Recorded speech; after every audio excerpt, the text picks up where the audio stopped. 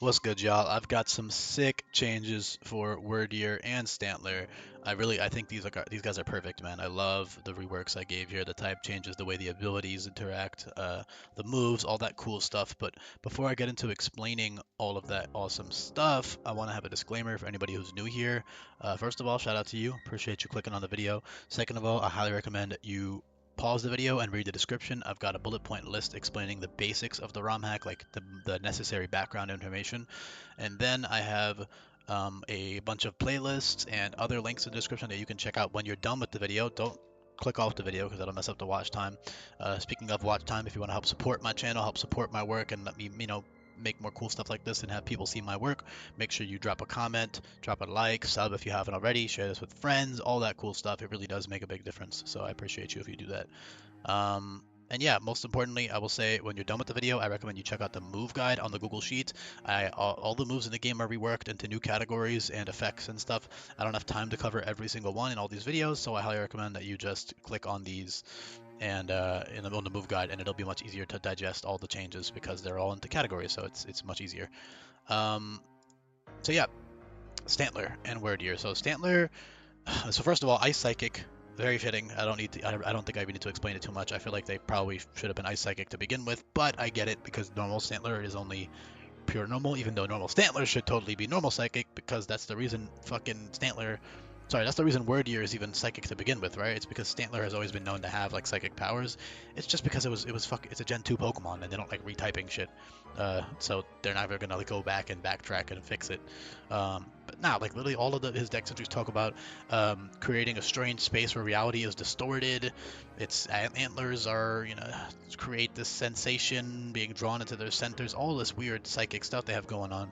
It literally says it once had stronger psychic powers than it does now. So I guess if you want to be a fucking Game Freak apologist, you can be like, oh, they're not actually psychic type because the psychic powers aren't that strong yet, and it becomes stronger when they evolve. Yeah, sure, man. Okay, but let's be real.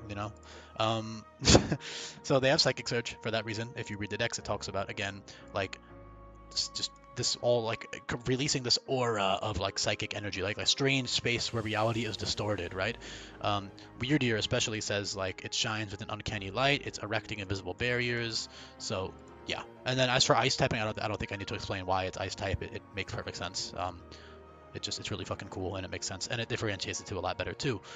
Speaking of differentiations, so Stantler has Quick Feet and Intimidate, while Wyrdeer has Permafrost and Snow Warning. So I swapped Intimidate for Snow Warning because I think number one, differentiating the two is cooler, and number two, I like Snow Warning and Intimidate are similar in the sense that they make you physically bulkier, but they function very differently, right? Intimidate can support your team by Intimidate pivoting and just immediately making your defense better. While the downside to Intimidate, number one, the biggest downside is that it can be crit through, and it's risky in like a Nuzlocke context, which is what the game is balanced around. It's specifically balanced around Teamlocked Nuzlockes, which if you want to know more about what that is, you can read the description down below. Because yeah, that's all very important stuff. And the Pokemon are designed to be switching between their abilities, right? So if you need defensive utility, you run Intimidate. You need speed, you run Quick Feet. You need, priority immunity or offense boosting, you run Psychic Surge. With Wyrdeer, if you need more Spadef, you run Permafrost. If you need more Fizdef, you run Snow Warning, stuff like that. Snow Warning on top of giving you that big 50% defense boost, right? So first of all, people are gonna shit on the Ice Psychic type, like, oh, it's such a shit typing, it has so many weaknesses, da da da da. Doesn't fucking matter when you have 108 Bolt, 108 HP, which is already a huge HP stat, and which, by the way, I gave it because it's a big ass deer. It's like 6 foot tall. And also he just has like, I don't know, he has like the regal older man like type of vibes. I think it makes sense for him to have big HP, or at least a bigger HP than Stantler by a lot. And then his Fizdef and Spadef, despite being technically unchanged in terms of base stats, again, this is why I always say don't fixate too much on the base stats of the Pokemon in this ROM hack, because the abilities are what really makes the difference always, and the moves are what makes the difference here. Stats are important, but it's not the deal breaker here. Yeah, so Permafrost, 108, 75 bulk is insane. Very, very tanky on the special side because of that big HP and just that double Spadef. And then Snow Warning even makes it incredibly tanky on the physical side. Not to mention, Snow Warning has the benefit of giving you Aurora Veil, Blizzard not missing, so it's your strongest special ice move up until you get access to Absolute Zero, which is actually still slightly weaker than Blizzard, I believe. I made them 125. Oh, I just typed in Liz by accident. Blizzard. Yeah, 125. So I was right. So yeah, so it's actually its strongest special ice move, period. But it's also good because you can run like Choice Scarf, Snow Warning, Blizzard, and spam that. Meanwhile, with Absolute Zero and Icebreaker, both of which are Wicked Blow variants, you cannot click those twice in a row. Those the drawback there is that they can't be, with Choice Scarf or Choice Specs or Choice Band, you can't spam them. It's a pretty big downside. Um, so yeah, that's really cool. I really love these guys. I could talk about them for so many little things I want to touch on here, right? So Quick Feet is sick on Stantler. I think it's cool if you want that extra speed to keep Stantler. Also matchup wise, like for example, if you're about to fight Rhyme, you probably might want to keep Stantler for that Ghost immunity because Rhyme is a really scary double battle in this game, and Wyrdeer is obviously weak to Ghost, so it's more ideal to have Stantler.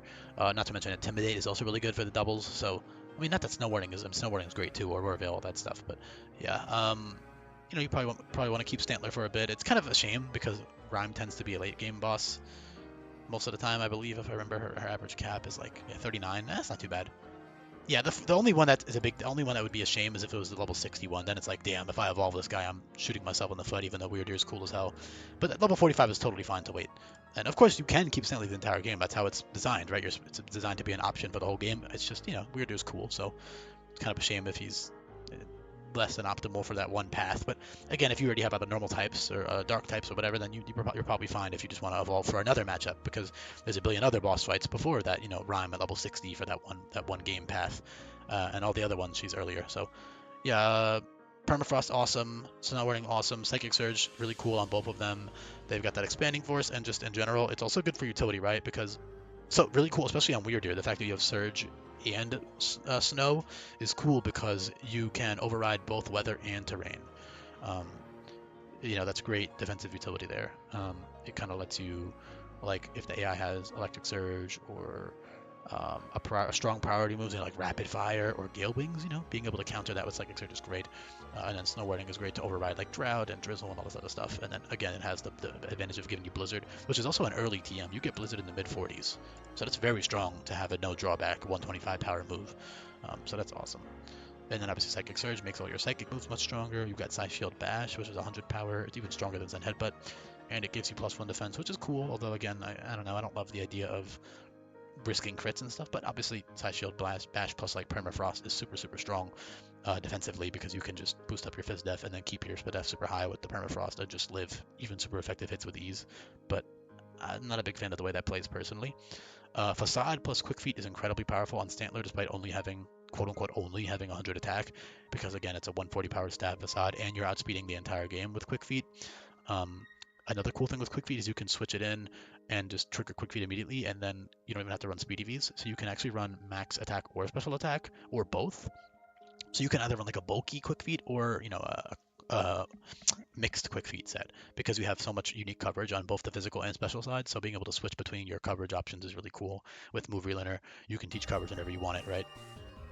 Sorry, something else is playing. Let me go back and put this on loop. Not the Marine Tube playing, bro. Yeah, Zen Headbutt is also, before you get Side Shield Bash, that's your stronger psychic move, and then a physical psychic move, of course. And then Psycho Break is Psychic type close combat, which is really strong with Psychic Surge as well. And then you've got Expanding Force, which is great to encourage Psychic Surge usage in the mid 50s. Headlong Rush and High Horsepower are both really good. Ground moves. High Horsepower, as you can read, hits twice and drops attack and special attack, so that's great for like defensive utility with Intimidate or Permafrost or Snow Warning.